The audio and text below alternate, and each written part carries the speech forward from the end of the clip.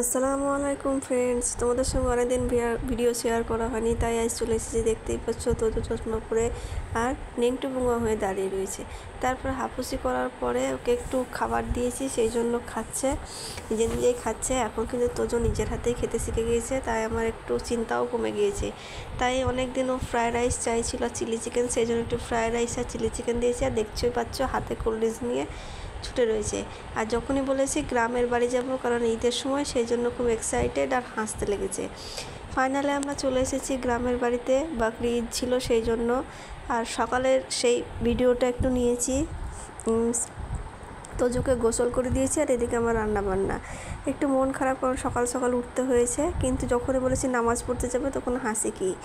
এদিকে হাসি নিয়ে তারপর ওর বাবা যখন ডাকতে শুরু করে দিয়েছে, ওর আব্বু যাবে যে নামাজ পড়তে, সেই জন্য সে তার আব্বুর সঙ্গে দাঁড়িয়ে রয়েছে আর আমি একটু ভিডিও করে নিচ্ছি। আর ওই পাশে রয়েছে ও চাচু।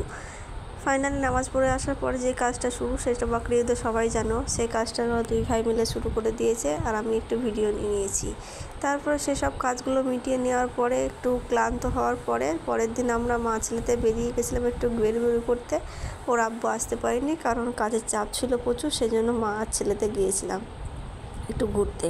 সেখানে গিয়ে তো খুবই এক্সাইটেড, কারণ অনেক দিন পর বেরিয়েছি আমরা মা ছেলে মিলে।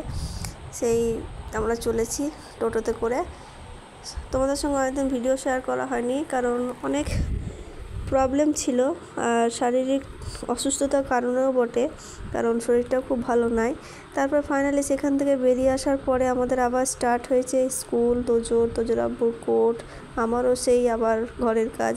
যাই হোক, ও হোমওয়ার্কগুলো করে নিচ্ছে, কারণ স্কুল আছে, স্কুলে যেতে হবে, সেই জন্য। আজকের ভিডিওটা বেশি বড় করব না, এখানেই শেষ। আর ভিডিও নিতে পারি না, তার জন্য সরি।